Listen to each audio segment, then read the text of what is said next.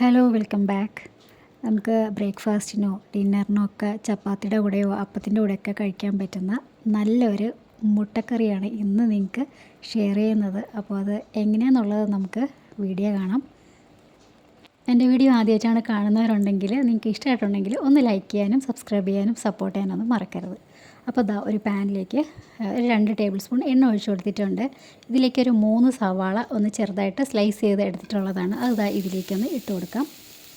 ഈ സവാള ആണെങ്കിൽ 2 മതിയാവും. അപ്പോൾ ചെറിയ സവാള ആയതുകൊണ്ടാണ് ഞാനൊരു 3 എടുത്തിട്ടുള്ളത്. ഇനി നമുക്ക് ഇതിലേക്ക് ആവശ്യത്തിനുള്ള ഉപ്പിട്ട് കൊടുക്കാം. ഞാൻ എപ്പോഴും പറയുന്ന പോലെ നല്ല ഹൈ ഫ്ലെയിമിലിട്ടിട്ട് വേണം ഇത് ഇളക്കി കൊടുക്കാനായിട്ട്. അപ്പോൾ പെട്ടെന്ന് നമ്മൾ സവാള ഒന്ന് വെന്ത് കിട്ടും. ഇനിയിപ്പോൾ ഇതിലേക്ക് ചെറുതായിട്ട് അരിഞ്ഞ് വെച്ചിരിക്കുന്ന ഇഞ്ചി, വെളുത്തുള്ളി, പച്ചമുളക്. അപ്പോൾ പച്ചമുളക് 2ആയിട്ടൊന്ന് കീറിയാണ് ഇട്ട് കൊടുത്തിട്ടുള്ളത്. പിന്നെ ഇതിലേക്ക് കുറച്ച് കറിവേപ്പിലും ഇട്ടിട്ട് നല്ലപോലെ ഒന്ന് വഴറ്റിയെടുക്കാം. ഇപ്പോൾ സവാളയൊക്കെ ഒരുവിധം ഒന്ന് വെന്ത് വന്നിട്ടുണ്ട്. ഈ സമയത്ത് നമുക്ക് ഒരു തക്കാളി സ്ലൈസ് ചെയ്ത് ഇതുപോലെ ഒന്ന് ഇട്ട് കൊടുത്തിട്ട് അപ്പോൾ അതിൻ്റെ ആ തക്കാളിയുടെ ആ ഒരു വെള്ളം കൂടെ ഒന്ന് വരുമ്പോൾ നമ്മൾ സവാള ഒന്ന് കുറച്ചുകൂടെ വെന്ത് കിട്ടും.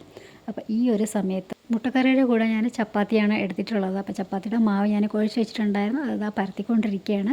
അങ്ങനെ സവാളയൊക്കെ നല്ലപോലെ ഒന്ന് വെന്ത് വന്നിട്ടുണ്ട്. ഇനിയിപ്പോൾ ഈ സമയത്ത് നമുക്ക് മസാല ഇട്ട് കൊടുക്കാം. അതിനായിട്ട് ഒരു 1/4 ടീസ്പൂൺ മഞ്ഞൾപ്പൊടി, 1.5 ടീസ്പൂൺ മുളക് പൊടി, പിന്നെ ഇതിലേക്ക് ഒരു 1/4 ടീസ്പൂണോളം മല്ലിപ്പൊടിയും പെരുംജീരകപ്പൊടി ഇട്ടിട്ടുണ്ട്. പിന്നെ ഇതിലേക്ക് ഗരം മസാല. ഇനിയിപ്പോൾ ഇതിൻ്റെ ഒരു പച്ച മണം മാറുന്നവരൊന്ന് ഇളക്കി കൊടുക്കാം. അധികം എരിവില്ലാത്ത മുളക് പൊടി ആയതുകൊണ്ടാണ് ഞാൻ 1.5 ടീസ്പൂൺ ഇട്ട് കൊടുത്തിട്ടുള്ളത്. അപ്പോൾ എരിവുള്ള മുളക് പൊടിയാണെങ്കിൽ നിങ്ങളത് നോക്കിയിട്ട് ഇട്ട് കൊടുക്കുക.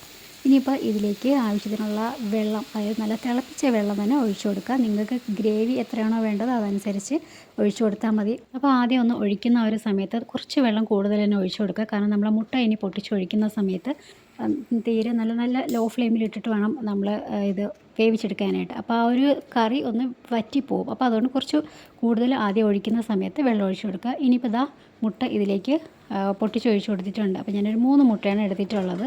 ഇനി ഇതൊരു ലോ ഫ്ലെയിമിൽ ഒരു 5-10 മിനിറ്റ് നമ്മൾ ആ മുട്ട വേവുന്നവരെ ഒന്ന് അടച്ചു വയ്ക്കാം. അങ്ങനെ മുട്ട വേവുന്ന ആ ഒരു സമയത്ത് ഞാൻ നേരത്തെ പരത്തി വെച്ച ചപ്പാത്തിയുടെ മാവൊക്കെ ഇതുപോലെ ഒന്ന് ഓരോന്നായിട്ട് ഞാൻ ചുട്ടെടുത്തുകൊണ്ടിരിക്കുകയാണ്. അപ്പോൾ നമുക്ക് ഈ മുട്ടക്കറിക്ക് ചപ്പാത്തിയോ അപ്പമോ ഒക്കെ നല്ല സൂപ്പർ കോമ്പിനേഷനാണ്. എപ്പോഴും നമ്മൾ വേവിച്ച് ഉണ്ടാക്കുന്ന ആ ഒരു സമയം കൊണ്ട് നമുക്ക് ഇതുപോലെ ഒന്ന് മുട്ട പൊട്ടിച്ചൊഴിച്ച് കൊടുക്കുമ്പോഴത്തേക്കും അത് പ്രത്യേക ഒരു ടേസ്റ്റ് തന്നെയാണ്. അങ്ങനെ മുട്ടയൊക്കെ നല്ലപോലെ ഒന്ന് വെന്ത് വന്നിട്ടുണ്ട്.